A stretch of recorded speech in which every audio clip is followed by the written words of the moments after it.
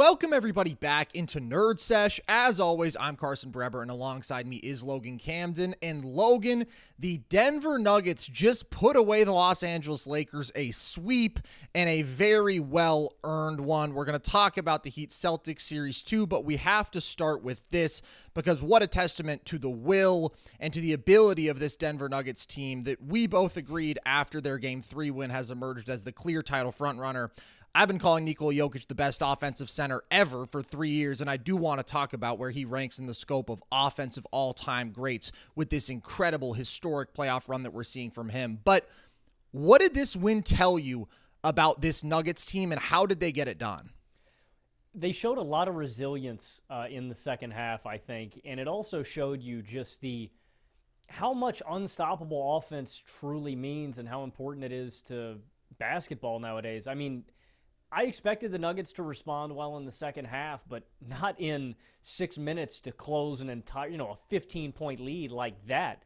I do want to give LeBron a lot of credit for what he did in the first half. It was amazing just getting downhill and how much he really imposed his will on the game. But the second half, the Lakers come out and they're not hustling the way they were in the first half. They're not making as crisp rotations. They're not feeding LeBron on every possession and are able to control the game. And it was just effortless. It was like I blinked, and the Nuggets were right back in this game. And then down the stretch, again, man, you see tough shot making in great offensive cohesion. Jamal Murray wasn't great from behind the arc in this game, but found his way into the mid-range and kept eating from there. Nikola Jokic makes some disgusting shots down this stretch that just have no business of going in, where he's double-teamed on the perimeter, hits that one-legged deep jumper, has another one late in the shot clock where he just heaves it up, and it's bottoms. And yeah, man, they answered the call really well. Jokic, I thought, did a great job on Anthony Davis down the stretch, just playing him physical on the low block, and did a great job of not fouling. And just even down the stretch, man, Aaron Gordon consistently cutting off ball when they are doubling Nikola Jokic. We keep talking about this just machine, Carson, and it's my biggest takeaway from this game is just how hard it is going to be. And not just in this playoff run, not for the Miami Heat, who we are likely going to get out east, but I don't know, man. You are seeing a consistent formula that if all these guys can stay healthy, the Nuggets are probably the powerhouse of the future and the leading team out west, I think, for the next 5 years. If they can keep all of these guys healthy, if they can keep all of these role players, the offense never stops. And there's so many creators here with Murray, with MPJ that can get hot, but it's led out by Nikola Jokic, even down to that last bucket. Nikola Jokic doesn't have great quick burst, right, Carson? He's not going to kill you in isolation like that, but it's the cumulative ways he can kill you, and even down to that last bucket where he hits a Euro step past Anthony Davis for an easy touch shot on the best defensive player in the world, and they close this thing out. The Nuggets are just unstoppable offensively. I don't know how you shut them out for a complete game. The Lakers dominated the first half. Great crisp rotations, but when you fall asleep for a second, man, if you make a untimely rotation, the Nuggets are going to kill you, and they've got a lot of guys that can kill you. I think you're looking at a team that's going to run the West for the next couple years, man. If they can keep everybody healthy and keep everybody together, this is what unstoppable team basketball looks like, man. They never stop coming offensively. They've done that consistently through these playoffs. They did it consistently throughout this game, and yeah, man, I'm pumped, dude. This was a dominant second half performance from Denver, and I'm glad they didn't put their heads down like the Lakers did.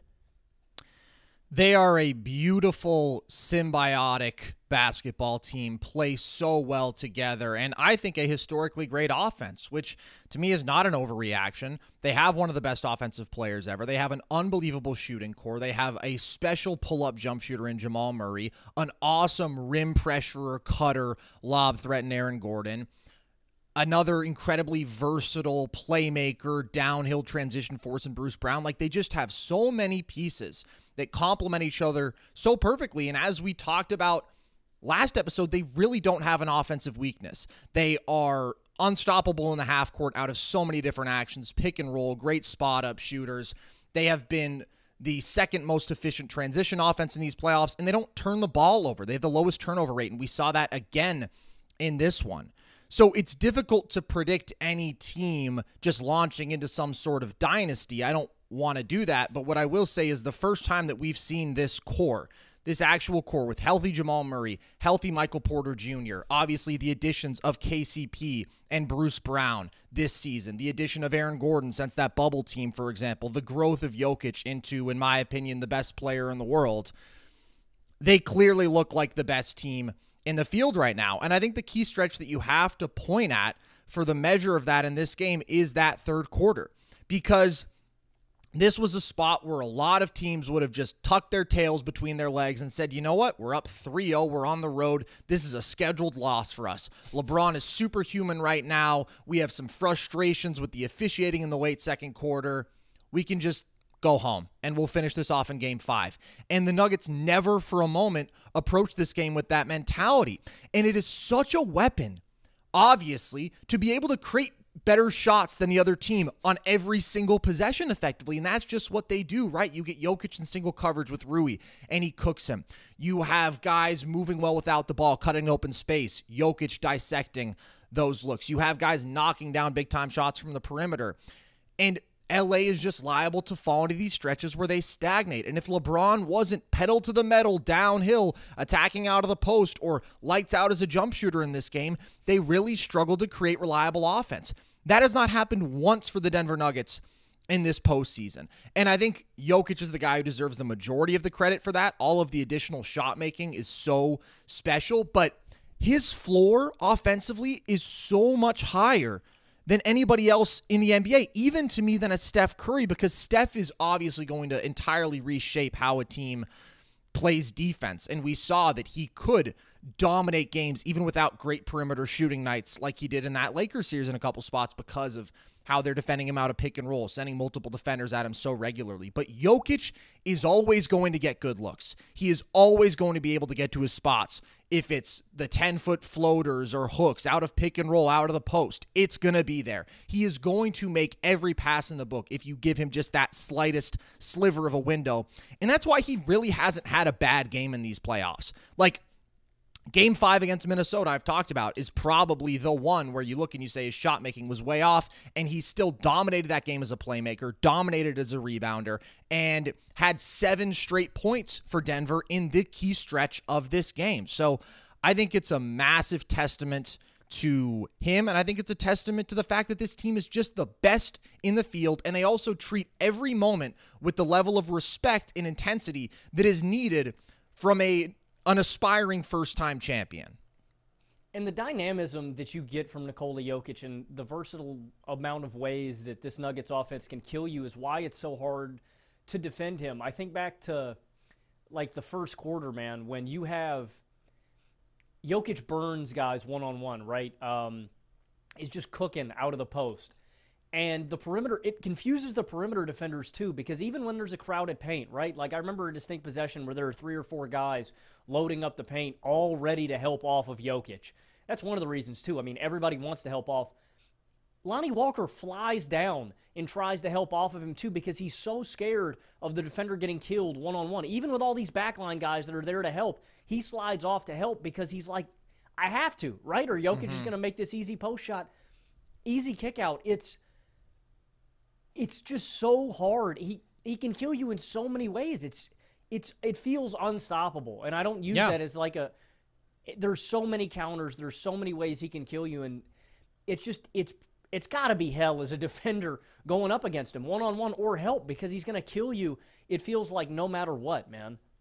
It is unstoppable, Logan, and I think that this series helped prove that, because he is so adept at handling, first of all, ball pressure. As a center, it's ridiculous his ability to still attack guys with his physicality, to handle in traffic, or just to kill you with his difficult shot making. Like, obviously this is an exceptional example, but there are 2 spots in this game where the possessions completely stagnate, and you have Jokic with a dwindling shot clock, completely smothered, and he just goes out and gets a bucket anyways. And I think that that's a testament to the Lakers, because there were actually 2 other spots in this game where Jokic had to put up a similar shot. I thought the Lakers defended Jokic and the Nuggets well in this series. In the half court especially, people can mock relentlessly the notion that people were saying after game 1, oh, it seems like the Lakers have figured something out here, putting Rui on Jokic and having AD more in that roamer role. I felt after game 1 that that was the most effective strategy, because it was. It was more effective, but through 3 quarters, Nikola Jokic had played some of the best offensive basketball that we had ever seen. And there is no taking away a guy who can curl off of a screen at a moment's notice and hit a mid-range jumper with 50+% efficiency or 40+% efficiency from deep, or who can hit you with that pump and go. And obviously he's not quick, right? But he gets steps on Anthony Davis with a decent amount of regularity because of how incredibly effective his fakes are, and then his body control, his ability to maintain position once he has that little bit of an edge on you, and then to hit a floater in traffic. Like, you just can't take it away, dude. And that's what I said before this series. I said Anthony Davis is the best defensive player alive, and he is probably as good a matchup for Jokic as anybody on this planet. But you cannot take away the level of physicality, the level of touch shot making he has, and the level of versatility that he has offensively. And I think that this series continued to affirm that. So when I think about the greatest offensive peaks in NBA history, I think there is a clear tier 1 for me. These are the 6 best offensive players ever if we're talking about peak. LeBron James, Steph Curry, Michael Jordan, Magic Johnson, Larry Bird, Nikola Jokic. I think Jokic is probably in that top 4, but I don't know that you can put anybody who isn't at least a very good playmaker in that top tier. And that's why I've maintained that Jokic is the best offensive center for 3 years, along with the fact that he's the most versatile scoring center that we've ever seen, which does matter. But Shaq can have this unbelievable rim pressure, unprecedented rim pressure that obviously is going to have a massive effect amplifying the team offense because of how much attention has to be dedicated to him at all times.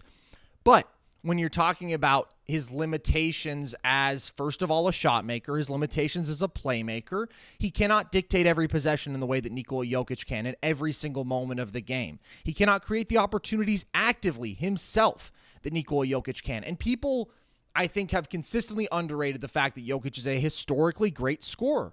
I mean, he's averaging 30, 13, and 10 on 63% true shooting in this playoff run. And as we saw, the best defender on the planet could not guard him one-on-one. Rudy Gobert didn't have a prayer of guarding him one-on-one. Both teams switched to the strategy of putting their best defensive player, their DPOY caliber guys, these are going to go down as historically great defenders, in help because of how hopeless they were one-on-one against Nikola Jokic.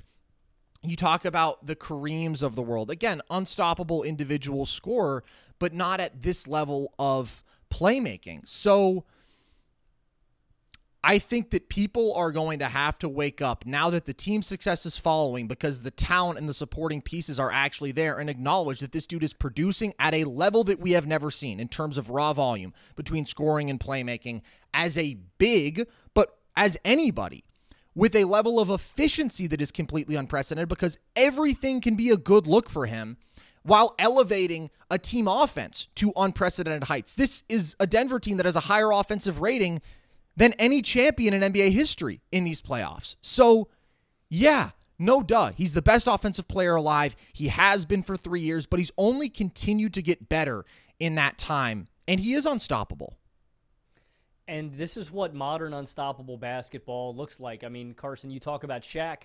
You know, it's a different game back then. It's a lot slower paced. Everything is, running through the low block. You're running a lot of big lineups, but this is what modern unstoppable looks like, because there is no answer. And I don't that's the biggest thing to me, man, is that Anthony Davis can't guard him one-on-one. Then who can, dude? He's torched the 3 biggest guys that you could throw at him in the NBA that all these NBA circles pointed to as potential Jokic stoppers. Gobert, who's, big physical. Again, 3-time Defensive Player of the Year. DeAndre Ayton, who had matched up well against Jokic in the playoffs before, and he just babies DeAndre Ayton. Yeah, as it is. I don't think it's as impressive now looking back, but still, going into that series, I was like... I'm just saying, Jokic said that Ayton guarded him well. Suns fans felt that Ayton guarded him well, but he still torched the Suns when they matched up 2 years ago in the playoffs, and torched the Suns in their regular season matchups. Like, nobody can really guard Jokic one-on-one in a meaningfully impactful way, because he's going to be stronger than you. He is stronger than everybody in the NBA in terms of his ability to leverage his weight and power at 285 pounds, and then, just get to his spot and make a touch shot with 65% efficiency. Dude, and I mean, the funniest possession in this game to me, dude, is you can really tell that the Lakers were against the wall. Obviously, they're down 3-0.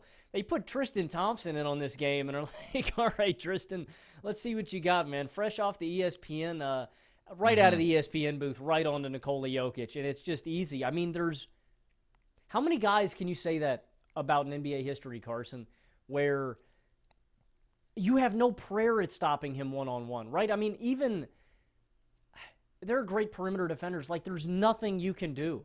I don't know how many guys in NBA history that you can point to and say, yeah, well, you can't throw. You have to throw multiple guys. That's just a mismatch. That's just a mismatch anytime you're on the floor. Well, and I think here's the clear distinction. A guy who you cannot guard in single coverage and who can make literally every single pass in the book, right? The second he gets a post touch, if he sees a cutter, he can thread the needle better than anybody ever. Obviously, I give the Lakers credit for actually blowing up a bit of the two-man game between him and Aaron Gordon that is usually so automatic. But the ability to, the second he sees Aaron Gordon cutting, throw that lob, or the second he gets a little bit of help, find him in the dunker spot, no matter how much traffic there is. The ability to, the second a guy digs in, find the shooter on the perimeter, to whip a weak side pass to Michael Porter Jr. when he draws some help that no big in NBA history could dream of. Like, people, again, give the props to Bill Walton and Arvydas Sabonis and all these guys who were incredible passers, but there is a different level of variety with Nikola Jokic and a different level of expectation to create a good shot every single possession. So the tier that I would put him in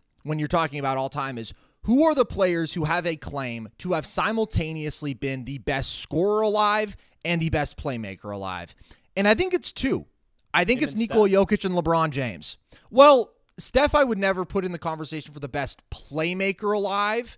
Now, his impact on amplifying an offense is absolutely in that top tier, but as a passer himself, very, very good.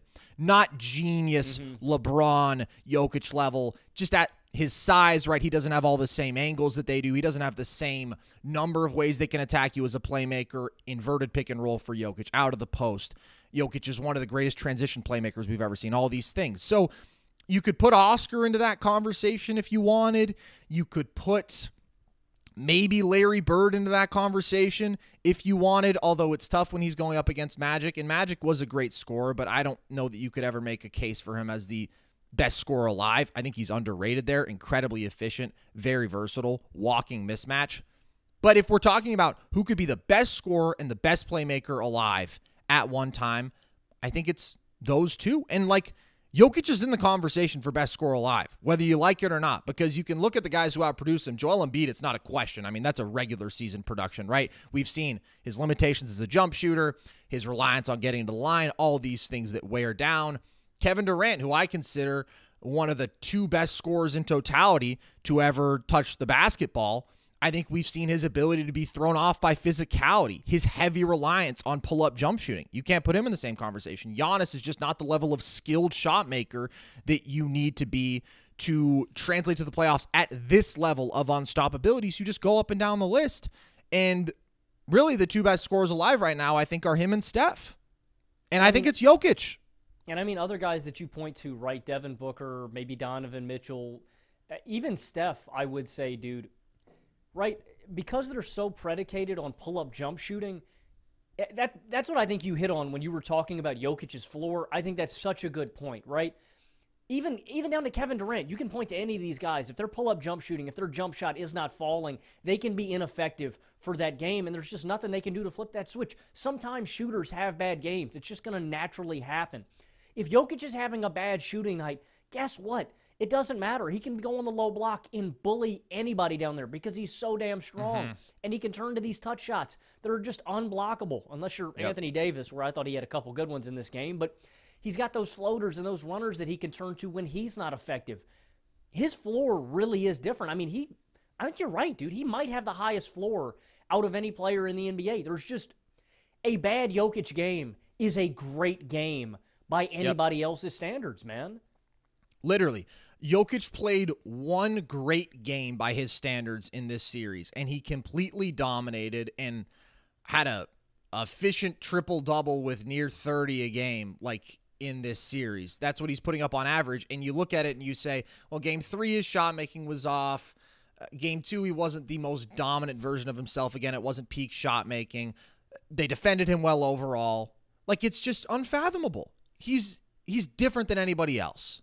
And I hate how in media discourse, a lot of people are going to come out and they're probably going to say, oh, we're glazing Jokic. Oh, we're hyping him up too much. Oh, Jokic goes to the finals one time and all this praise is going to get heaped upon him. Carson, you've been doing this for 3 years, and I give you a lot of props. I think it comes down to people, one, not wanting to appreciate greatness, and then two, just not watching the game, man. I mean, again, I thought the Lakers defended him well, and he put up 28, 14.5, and 12 on 51% from the field, 47% from deep. In this run through the Western Conference, which was wildly impressive, the Nuggets dropped 3 games, Logan, beating the Suns and the Lakers, who obviously were very hyped up, who I think we both viewed as contenders coming into the playoffs, and he does it with 63% true shooting efficiency. Like, it's all there in front of you. You watch it, you see the level he's at as a scorer and a playmaker in all these different ways. You look at the production, you look at the team results, it's all there. So yeah, he deserves every bit of praise.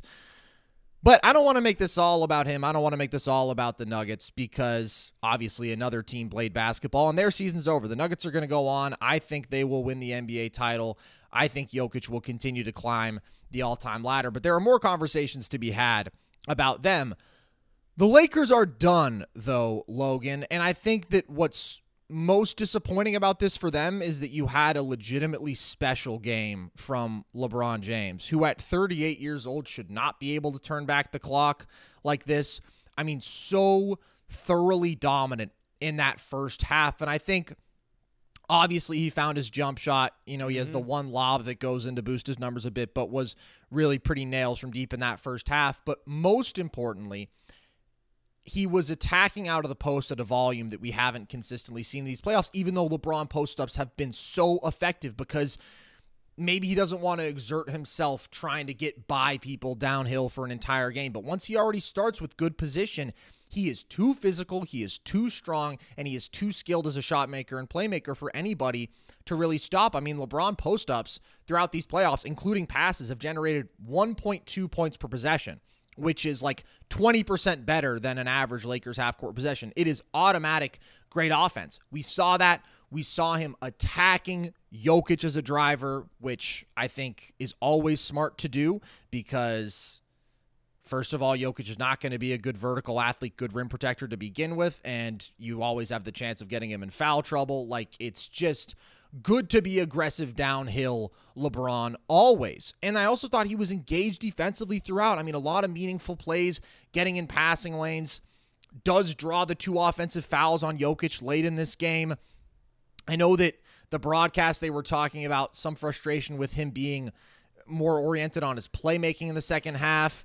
I mean, he was playmaking well, I thought. He was creating good shots. Like, yeah, he was a bit more passive. He played a perfect first half at 38 years old.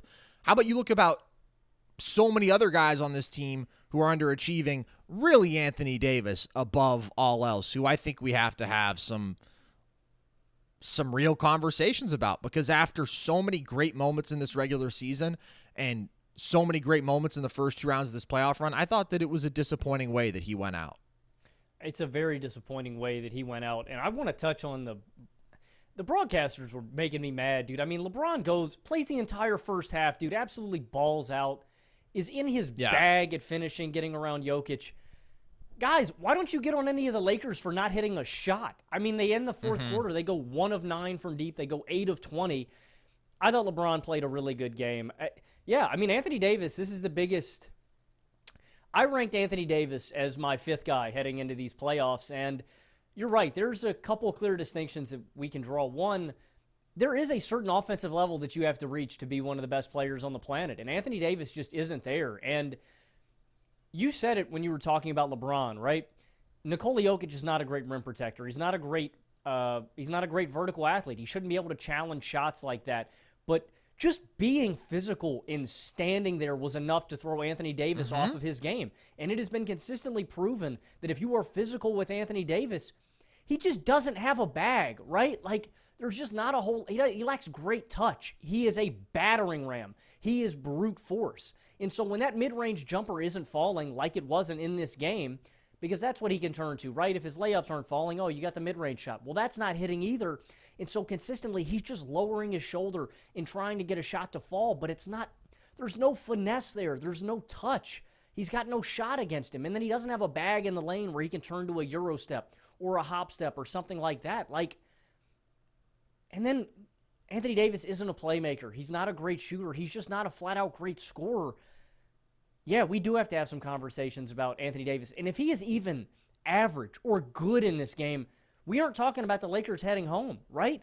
You didn't need great Anthony Davis in this game. You got superstar LeBron. You needed just good Anthony Davis. Davis is 6 of 15 with 21 points. I mean, and that's the thing too, man, is a lot throughout this series, Carson. We've given AD praise for still being aggressive and getting to the line. AD, you got to convert some of these attempts, my man. You have to be better. And the biggest thing to me in this game, you talk about those fouls that Jokic got. He's got 5 in the fourth. I mean, AD, just go at him. Try to bait Jokic into a bad foul and get him out of this game. If you do that, I think you have to have some sort of situational awareness, too, to get Jokic out of this ball game and to finish strong, because the Nuggets have no prayer if Jokic is off the floor. Yeah, I mean, this is a stain on Anthony Davis, and this is something that will continually hamper him as a top 10 player in the scope of these guys. If you are ineffective as an offensive initiator and as an offensive hub, you just can't be up there. That's something that we've learned from these playoffs, and Anthony Davis isn't there yet. And I mean, it just might be too late for him to ever get there, Carson. There was hope. You remember when he came over from the Pelicans, right? The story was LeBron can mentor him. We can see AD round out his game and be an initiator from the perimeter. He can grow as a jump shooter and be a reliable floor spacer. We haven't seen any of that. We haven't really seen AD reliably grow in any of those offensive areas. He's had good jump shooting stretches, but we haven't seen concrete growth in any real area as a finisher, as a playmaker, as a jump shooter, as an overall scorer. You have to be disappointed in that, and that's a big reason of why the Lakers are heading home. Now, I don't want to say if AD played perfect basketball, I still don't really think it makes a big difference. I think the Nuggets are just flat out the better team, but that's the taste in our mouths heading back from this, and AD's got to be better. I don't know how it happens, though, man. I think this is the AD that we're going to get for the rest of his career, you know? Maybe it doesn't make a difference in this series, but it certainly makes a difference in this game. And this is the propensity that he has. The reason everybody calls him alternating days, right? He is liable to way too many clunkers offensively to be considered among the true tier 1 superstars. And you talk about the potential that people have seen in him. There was a stretch of basketball where that potential was realized, Logan, and it was the bubble. It was the 2020 title run when he was making basically 50% of his jumpers, 37% of his threes, while being the best defensive player alive, more athletic at that stage in his career than he is right now, an aggressive finisher around the rim. Like, that AD was incredible and was a top 3 player alive.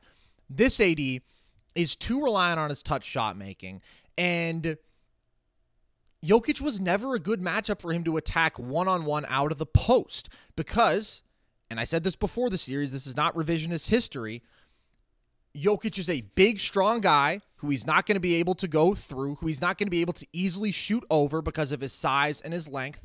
Jokic has very good hands, which tripped him up at several spots in this series, and AD was not dynamic enough athletically to get consistently great looks out of pick and roll, to go right at Jokic around the rim or to go over him with the sort of lobs that a younger Anthony Davis maybe could have eaten alive. So he ends this playoff run under 23 points per game, and it was dominant defensively for 2 rounds.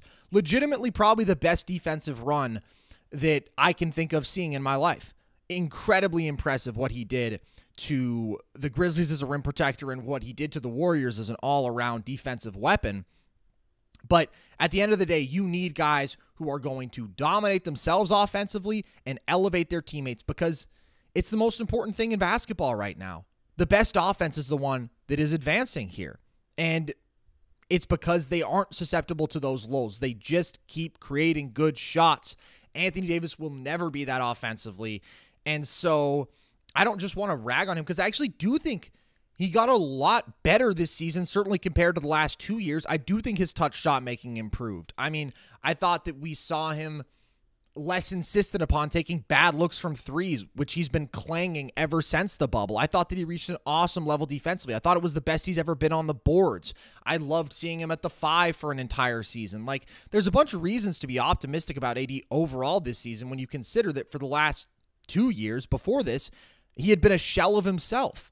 But there is still a separation between him and the truly great offensive engines, obviously, and it showed in this series. I mean, there is an ocean of separation between Nikola Jokic and Anthony Davis. Well, it's sad, too. I mean, you made a TikTok, I remember distinctly during this season, Carson, where AD was on one of the best stretches of his career, you know? I mean, he was dominating there, too, offensively, and then sadly we see AD get hurt again. It's just, I always see AD as going to be fundamentally limited offensively forever in terms of, you know, he's not a great handle. You're limited in the terms of, you know, how he can create for you.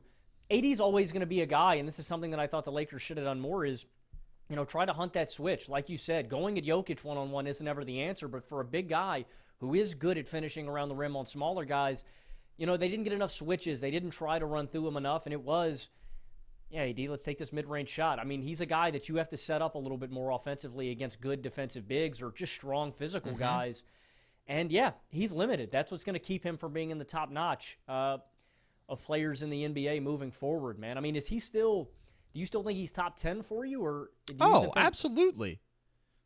For sure. I mean, I don't want to totally overreact because before this series, we're talking about AD as a top 5 sort of guy. I mean, certainly on the fringes of that conversation, but at least in the conversation. And this was one of the best regular seasons of his career. But he has very real limitations that we saw, and we saw in an unfortunately pretty embarrassing way for him here, where it felt like he just was not the level of player that his team needed him to be offensively, certainly in games 2 and 4. I mean, he combines to go 10 of 30 in those two. That's just not going to cut it when your model is supposed to be, well, we have 2 of the top 10 players on the planet. We have 2 of these unstoppable physical downhill forces, and everything else complementary shot creation from our guards. We're an okay shooting team. They needed AD to be great. Yeah. And they needed LeBron to be great overall more in this run than he was. And was that a fair thing to expect of a 38-year-old is a different conversation, but it's what they needed. And they didn't get it.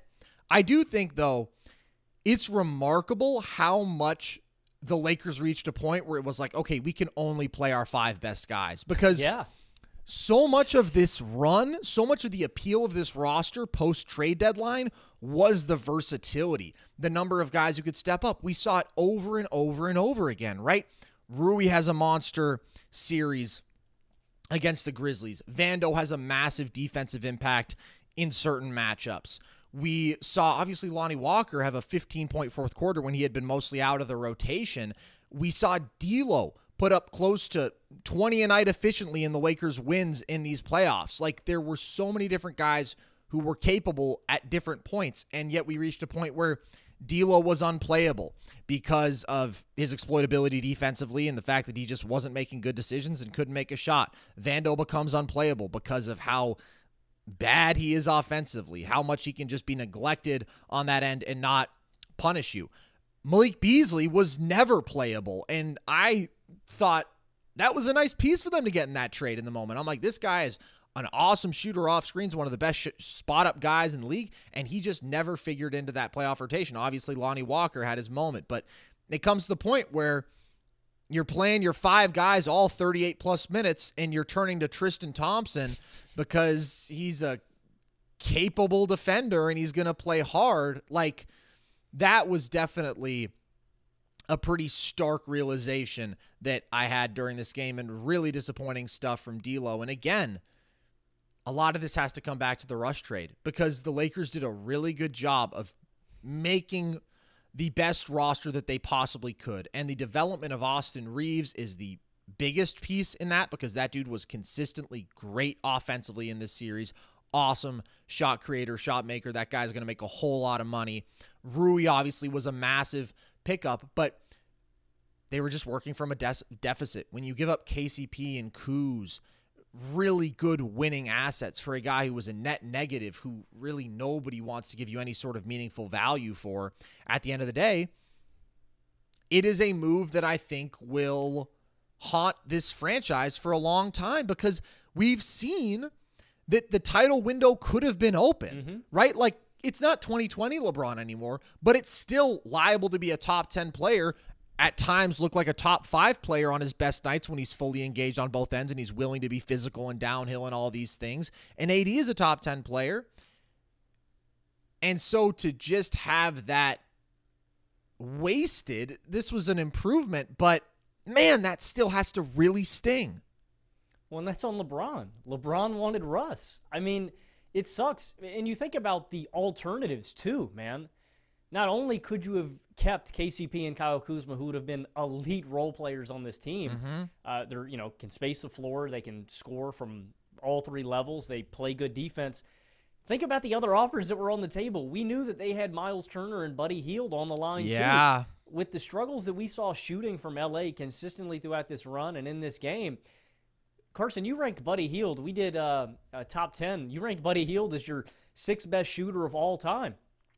Well, this was a couple years ago, this but was yeah, way I mean, back. he is a special pure shooter of the basketball, no question. I mean, that would have helped. You have a floor spacing 5 in Miles Turner, where AD could have played that roamer role, another big body to throw at Nikola Jokic. Like, the Lakers put together what they could, and the puzzle pieces fit well enough to get them here. But I do think this is an opportunity wasted, where if you had better role guys, more depth, more dependable, consistent guys that gel better together, I think the Lakers legitimately could have pushed this team further and had a real shot at winning the title. That's such a great point, dude, because obviously Buddy would have been a huge asset. But when you specifically look at this matchup, too, they started putting Rui Hachimura and LeBron James and all these other guys on Jokic to have Anthony Davis and help. Imagine if they could have just played a legit 2 bigs look with Miles Turner, who, again, isn't going to stifle Jokic. Nobody on the planet is doing that. But he is the best option there. I mean, he has the most size, the most length, the most strength, and, to have that kind of dynamic shooting weapon, too. I still think they deserve props overall. Yeah. Because they started this season in such an abysmal place. And again, AD had been on such a downward trajectory. They start this year 2-11. Like, to get to the Western Conference Finals is an accomplishment. It's a disappointing way to go out. Definitely some issues were exposed with this roster. D'Lo, I think, being the most disappointing piece of them all. But where do they go from here? Like, how do you feel about this roster going into next year? Well, it's tough. I mean, you got to pay Reeves. You got to pay Hachimura, right? I believe D'Lo's a free agent, too. I mean, you've got a lot of decisions to make. You're going to have LeBron back, but I think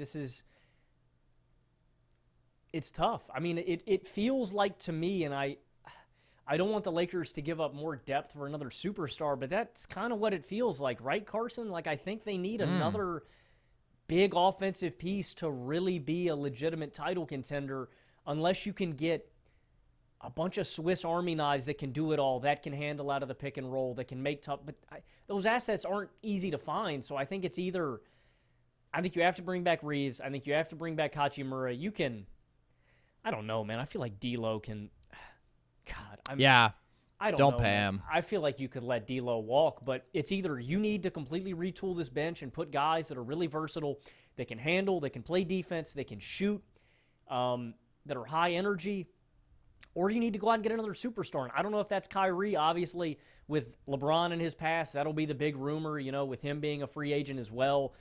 We're going to hear that for the next couple months, I feel like. Is Kyrie going to go to Los Angeles?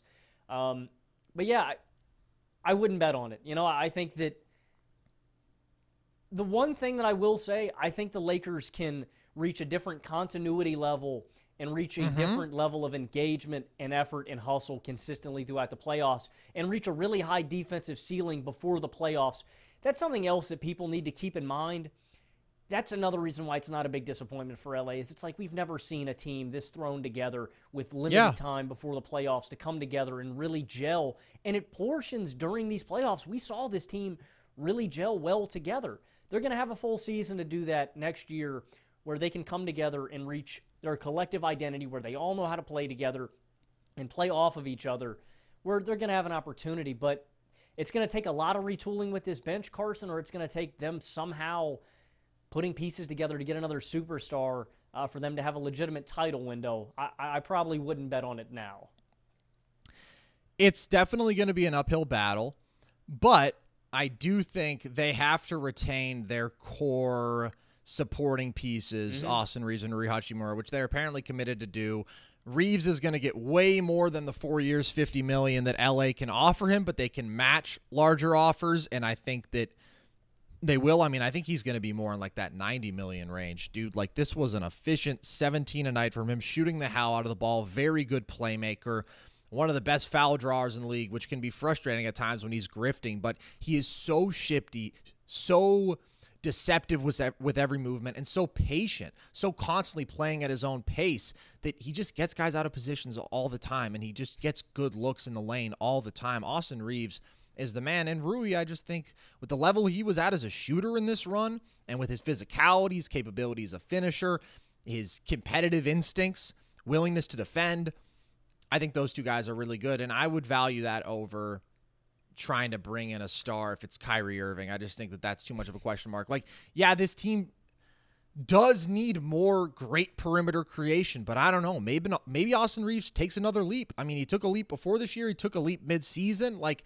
the guy keeps getting better, and I don't know that they can deplete their roster further trying to get that third star. And it'll be interesting to see how they round out this roster, like adding more quality wings. Obviously, they need another playable big. Maybe Mo Bamba becomes that when he's healthy. He couldn't be in this run. It's not a good free agent market for wings, but they're the Lakers, and they are able to make things happen in a way that teams that are contending and have LeBron James can, that other teams just can't. So there's a path. It's a long shot, but really the most painful thing is that LeBron gets another year older, and that Anthony Davis kind of showed you that, yeah, he can't be that consistent 27, 28 point per game scorer, lead offensive option that you might need him to be if you want to win a title. But you know what? It's a hell of a lot better to be making conference finals and to be improving and finding these diamonds in the rough than it is to be 2-11 on the trajectory to miss the play-in and just scrapping for little bits and pieces of excitement wherever you can. So what a series, dude, honestly. Like, really fun for a sweep, 4 competitive, high-level basketball games. And I do just want to give a couple more shout-outs. Obviously, I thought MPJ played some really good basketball in this series. Game 3 was so impressive from him. His playmaking, his defensive level throughout, huge area of improvement for him, really this season overall. Jamal is Jamal. KCP was so good throughout this series. Bruce Brown was so good. But the guy who I think deserves a shout-out specifically for this game was Aaron Gordon for stepping up, for going 3 of 5 from deep. I mean, that was just huge, right? Because he was a spacing liability in a lot of this series and really empowered LA to play that defensive structure with AD in the roamer role. Guy came up big, played a big game, really good basketball player. And that's what the Nuggets have, man. Top to bottom, a lot of really good basketball players, and very impressive run through the West for them. Let's talk Heat Celtics, Logan, because, oh my goodness, the Miami Heat absolutely trounced Boston. They are up 3-0. What did you take away from this? The Boston Celtics are dead. The Boston Celtics are floating in the ocean right now. They're a corpse. They're done. I don't know if you saw the presser with Joe Mazzulla, and it's funny. Guys, if you have any free time, one of the most fun things I think you guys can do at the collegiate level, at the high school level, at the NBA level, go and watch these pressers. They're absolutely hilarious for a couple of reasons. One, some of the asinine questions that you'll get from reporters where you just look and you're like, man, what is that guy doing in the media room? But two, just some of the interactions between the media. After game 1, a reporter asked Mazzulla if they were underprepared, and he goes, oh, we won 3 quarters out of 4. We just lost a quarter. We just have to not lose that quarter. We were definitely prepared. And he gets all buck and tough with them, right? And then in this game, they ask him, and he just goes, yeah, it's on me. I didn't have my guys ready to play. This is completely on me, but it baffles me, Carson. They ask him to go into the details. What adjustments did you not make, or what can you guys do moving forward? And it's so vague. We need to hustle more. We need, transition threes. I don't think Joe Mazzulla has had a game plan at all through these playoffs or through the regular season, and this just points to, I think the Boston Celtics have completely lost faith in Joe Mazzulla as the coach. There's the look at the bench when they are getting their asses spanked. It's like a kid in timeout, man. They just look all sad and demoralized, and I don't know, man. The Celtics lack heart. They lack dog. They lack a will to overcome, and I think it starts at the top. I do think it's on Joe Mazzulla. I thought for the start of this series, I thought people were ragging on him a little too much for, the timeouts, for the lack of adjustments. Obviously, Mazzulla was going to get out-coached in this series. He's going up against Eric Spoelstra, who is one of the best in-game adjusters we've ever seen. He controls the game like, some of the great coaches of all time do. He's willing to make adjustments, and he cares, man, and he's smart enough to where he can pick apart these adjustments and do it on the fly. I don't think Mazzulla's there yet, right? He's a young coach. I think that's something that we've seen throughout this series, but I thought the hate on him was a little too much. I don't think it was. I think Mazzulla has completely lost this locker room. I think this team has a complete lack of faith in him as the head coach. And defensively, I don't think he knows what he's doing. This team has lost their identity. They've lost their edge. Like, that's a big thing too, man, and it is a trickle-down effect.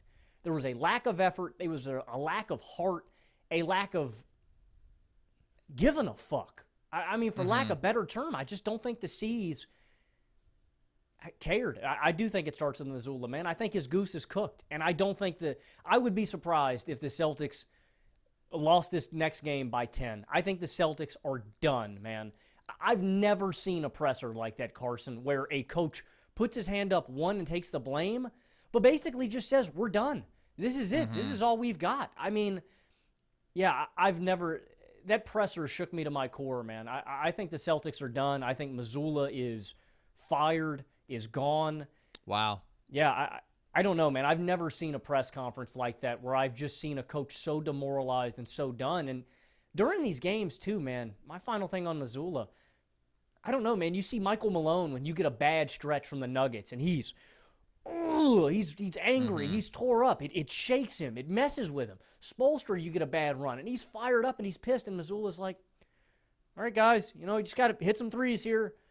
Get back in transition. We got to hustle a little more. Joe, show me that you care, man. Get on these guys. Like, there's a certain disconnect, man, and I think he's done. I think the Celtics are done. I think Mazzulla's gone, and coaching really means something in the NBA, man. That's something to take away. You need a really smart leader who can make adjustments on the fly, who is going to get on his guys, and who's going to lead the men into battle. I'm not saying that I don't think Mazzulla has a role in the NBA. I think he can be a good assistant coach. I'm sure he's really good at breaking down film. I think he lacks as a head coach, man. I think he definitely deserves some significant accountability here, and when a guy tells you that he's lost the locker room, probably means he's lost the locker room. And when every bit of evidence on the basketball court shows you a team that is disengaged and not reaching the same defensive level that we know they're capable of, or the same level of effort, and all these factors come together, he certainly bears some responsibility for that. It is interesting, though, when you talk about him like not really knowing what adjustments to pinpoint, talking about we got to play harder. That is kind of the biggest thing, right? Like, sure, you can point at specific things. Maybe they're not fighting hard enough to avoid Jimmy getting these favorable switches. We've seen that be a problem throughout this series. This one, it was like Derek White, right? We saw them go with Grant Williams on Jimmy towards the end of game 2. Maybe that wasn't the best decision. We've seen them get absolutely torn apart by the Miami zone. Not in game 3, but in game 2. That was a significant factor, although I do think a lot of that is on the ability of their players, Jaylen Brown and Jayson Tatum specifically, to read the floor, to make good decisions with the ball in their hands. But that's the bottom line.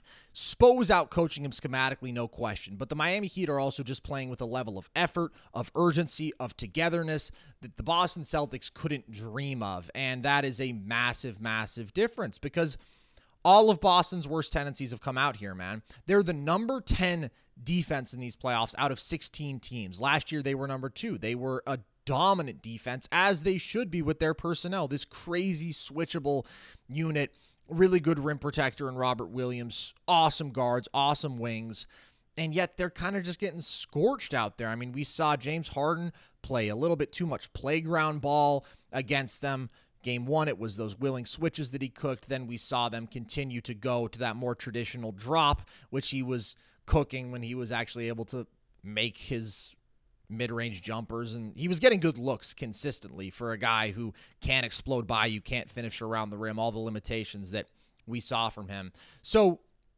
there is definitely some schematic stuff like that, but this game, I mean, Miami has 29 transition points. They have the lowest transition frequency in the league, and they were just eating them there. And then on the opposite side of the ball, we know how reliant Boston is on the three-point shooting, if it's drive and kicks, if it's pull-ups. But, man, when it's failing them, they just don't have an answer. And Tatum and Brown combined to go 1 of 14 from deep. The Celtics are 29% from deep in this series, and they just don't have a prayer outside of that. So you do have to look at Mazzulla, because when lack of effort and defensive regression are the primary factors, that has to be on the coach. It's on the players too, but it's clearly on the coach. But, I mean, Jalen and Jayson have real major limitations as playmakers.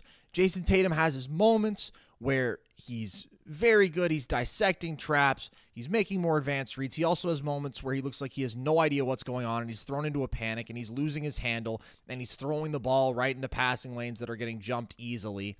Like, you combine that with the fact that he has a real tendency to get into his head that I don't think we can deny at this point.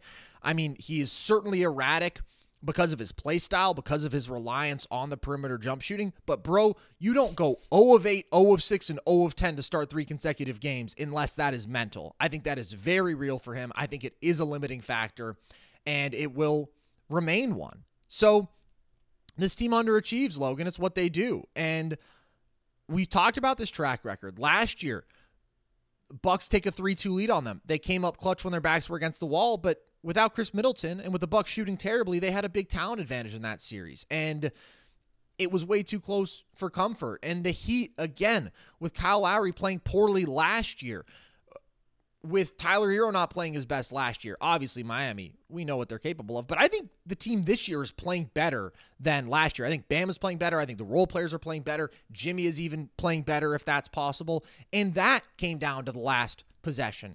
You have the Hawks series this year where, again, they completely give a game away. They let that series get very tight after they were convincingly dominant through 2 games. The Sixers, they give away game 1 with how they defended Harden and their overall effort level in that game. They give away game 4, again, because of poor effort to start the first half, just bad transition defense, lazy approach offensively, and then because they botched the last 2 possessions of the game. And so, like, these tendencies have been so real and so obvious, and I'm pissed that I didn't put more credence into them, because I was going off on Boston last series, and then I go, hey, you know what, I think they'll beat the Heat in 6. They're just more talented. Dude, I mean, they are who we thought they were, except I guess not. I guess we gave them too much credit for how talented they are as a basketball team. They are the worst version of themselves, bottom line, and that is what has shown in the series. And I want to give a ton of credit to the Heat too, and I don't want to sell that angle short, because the Heat are better than I thought they were coming into the playoffs by 1,000 times over, and I think that they continue to impress me more and more every single game, every series. But you have to start with Boston, I think, because, I mean, they're not just down 3-0. They got embarrassed in this game. Yeah, and at every turn, Carson, I mean, the Heat have big dogged them. And I think confidence is a big thing that you touch on for Tatum, for this whole roster. Any adversity that Boston has faced throughout these playoffs, they have curled up into a ball. They have reverted like a turtle back into their shell. There's no fight. There's no heart. The Celtics are heartless. There's no fight in them, man. And I'm mad at myself too. I mean, it's not just us. I mean, still, dude, after the Heat win the first 2 games, the Celtics are favored by 4.5 points. After they win the first 2 games, you know, there's still like a 15% chance for them to win the series or something. And it's like, guys, we need to wake up. And I think one thing that we can take away from these playoffs as a whole, basketball is a team game. It is not just talent. Like, there's a big continuity and chemistry aspect that we really need to take into account.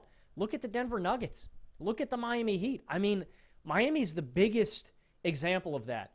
when there's not a whole lot of talent out there. It is chemistry. It is we are going to outwork and out-hustle you consistently. And it's happened, man. I mean, shout out Gabe Vincent in this game, dude, 29 points. While we're saying this, I have to push back and be upset that the Boston Celtics were just not more physical with these guys, letting them step into jump shots. I mean, Gabe Vincent single-handedly outscores Jaylen Brown and Jayson Tatum in this game. You got Caleb Martin, who's been on fire, going for 18. Duncan Robinson off the bench, a 22-piece, where he is swinging games.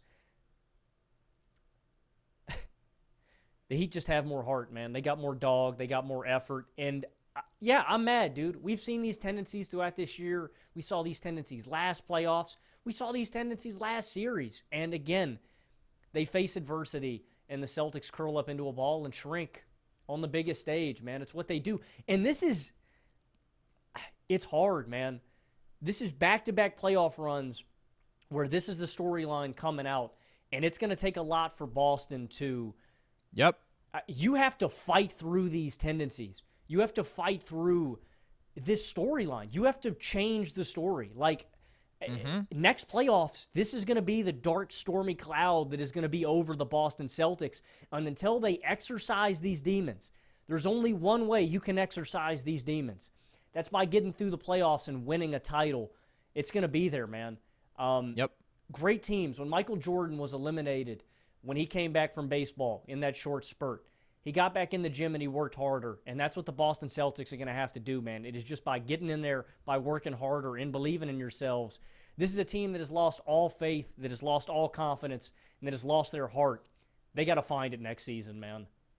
And it's extremely disappointing when you consider that this roster has only gotten better, right? Yeah. Like, Derek White was so much better this year than he was in last year's playoffs, where he couldn't make a shot for a lot of it. He looked like a star for over a month of this regular season, had some great moments. The addition of Malcolm Brogdon, who was just a very good basketball player, and to then go out in a more embarrassing fashion, like to just so aggressively underachieve expectations, it's really, really bad. And they've got one more year of Jaylen Brown under control, and I think that they will see that through, but there are real conversations to be had that we can once the Celtics are officially eliminated, because, I mean, they put together the best possible guard core that they could, I think, without going for like a true lead star guard, offensive initiator, great playmaker. And I think that we continue to see offense isn't their bigger problem. Their bigger problem right now is defense, but they do need more consistent offensive direction. So there's a lot of conversations that need to be had in Boston. I do want to give so much credit to the Heat, though, for dominating this game, and dominating this game without needing a monster Jimmy or a monster Bam game to, like, put the Celtics away decisively. And they are just the epitome of team basketball, dude. They really are. The Nuggets, of course, offensively, the Heat on both sides of the ball are just so connected. The level of off-ball movement, the just mentality that they play with of, okay, one more pass. Let's pass up a good look for a great look. Anybody's willingness to be a screener. Anybody's ability to be the ball handler or the shooter out of any action. Like, it's just so complimentary at all times. This game, they were getting great drive and kick looks, and anybody can initiate that, and anybody can be the guy in the corner, which is just creating some really good offensive basketball.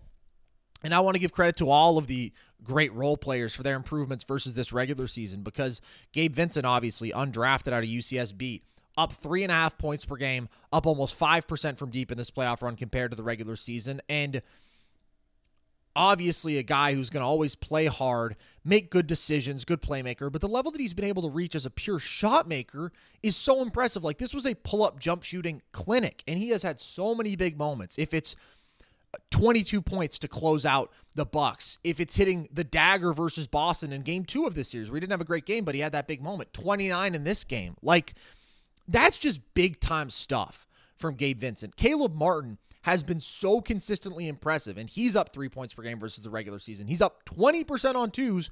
We talked about how insanely well he's been finishing last episode, 75% around the rim, and he's shooting 6% better from deep. Such a good cutter, hell of a shooter, incredibly competitive defender, smart-ass basketball player. Duncan Robinson, obviously, coming in after not consistently being in the rotation. He's shooting 12% better from deep than he was in the regular season, cutting so well, ran a couple pick and rolls and made good reads as a playmaker in this game. He is the player who they gave $80 million to. Like, it's hilarious to see him reemerge, but when he's shooting like this, I mean, his offensive IQ is very real. His value as that off-ball piece is very real, and we're seeing it again now.